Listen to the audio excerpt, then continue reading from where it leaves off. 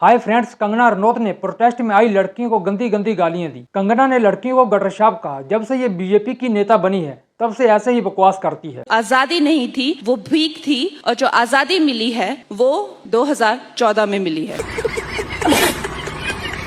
कंगना रनौत ने आज की जो पीढ़ी की महिलाएं हैं उन्हें कह दिया है जनरेशन गटर। सही पकड़े हैं। महिलाओं को गटर छाप बता रही है कंगना रनौत। कुछ शर्म आया है?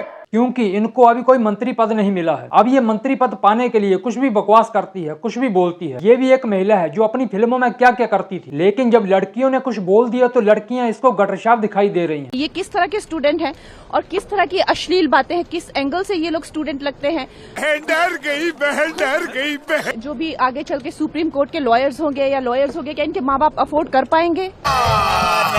झूठ बोल रहा है। इसको लगता है ऐसी बकवास करने से इसको मंत्री पद जल्दी मिल जाएगा। मेरे को ये समझ नहीं आती ऐसे ही लोग नेता कैसे बनते हैं, जो एक महिला होकर महिलाओं को गटरशाप बता रही, लेकिन इसको कोई शर्म नहीं आती। लेकिन जब शर्म है ही नहीं, कोई शर्म बची ही नहीं, तो आएगी कहां से? सारी शर्म तो फिल्मों में उतार दी। ऐसी ही बकवास करने से इसको एक महिला से थप्पड़ पड़ा था।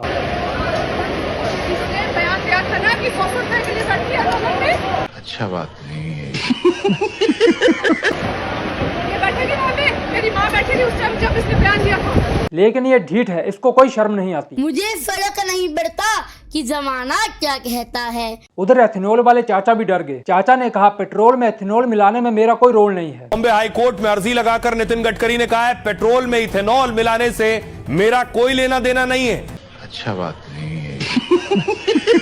जब से प्रधान जी का इस्तीफा हुआ है तब से बीजेपी के सारे नेता डरे हुए हैं कि अगला नंबर कहीं हमारा ना हो। अभी तो चाचा ने पलटी मार दी। गडकरी जी डर गए और इतना डर गए कि इथेनॉल से उनका दूर दूर तक कोई लेना देना नहीं रहा। लेकिन चाचा ये बताओ, जो आपके E20 बच्चे हैं जो इथेनॉल बना रहे हैं वो किसके बच्चे हैं? वो तो आपके ही बच्चे हैं। तो ऐसा क्या हुआ कि आप मुकर गए? आप सारे के सारे मुकरी हैं। ये चाचा पूरी गाड़ी इथेनॉल से चलाना चाहते थे। रोज टीवी पर आकर इथेनॉल के फायदे गिनाते थे कि 100% इथेनॉल इसके नियम बनकर उसको आज कानूनी रूप से प्रक्रिया देने वाली फाइल पर मैंने साइन की है। देखो, मैं रो नहीं रहा हूँ, मैं खुशी में मेरे आंसू निकल रहे हैं। लेकिन जनता के डर से इनको पलटी मारने पर मजबूर कर दिया और गडकरी जी 1 मिनट में पलट गए। लेकिन गडकरी जी जो सड़कें टूट रही हैं वो किसने बनाई हैं?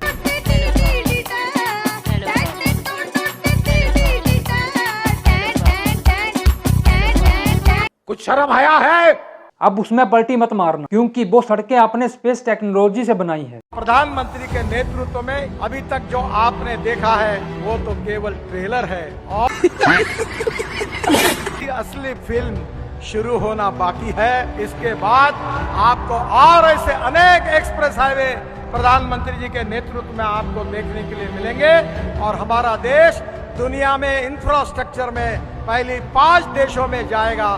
शाबाश बेटा, बहुत बढ़िया। गडकरी जी कल को कहेंगे मेरे को कुछ नहीं पता, सब बीजेपी ने किया है। पेपर लीक पर धर्मेंद्र प्रधान का इस्तीफा लिया गया, लेकिन जब प्रधान जी संसद में आए तो उनका स्वागत किया गया।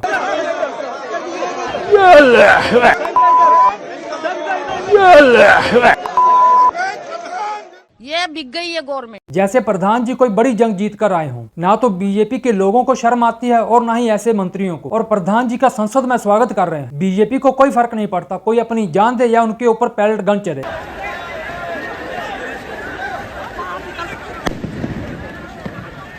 इनको सिर्फ धर्म के पीछे छिपकर अपनी राजनीति करनी है। ऐसे नेता भारत में ही मिल सकते हैं जिनका पहले इस्तीफा हो फिर उनका संसद में स्वागत हो। जैसे वो नेता पाकिस्तान से जंग जीत कर आया हो। मुझे फर्क नहीं पड़ता कि जमाना क्या कहता है। इनको इतनी भी शर्म नहीं आई कि जिस मंत्री ने इस्तीफा दिया हम उसी का स्वागत कर रहे हैं, वो भी संसद में खड़े होकर। शर्म आनी चाहिए ऐसे बीजेपी के लोगों और ऐसे मंत्रियों को। अच्छा बात नहीं है।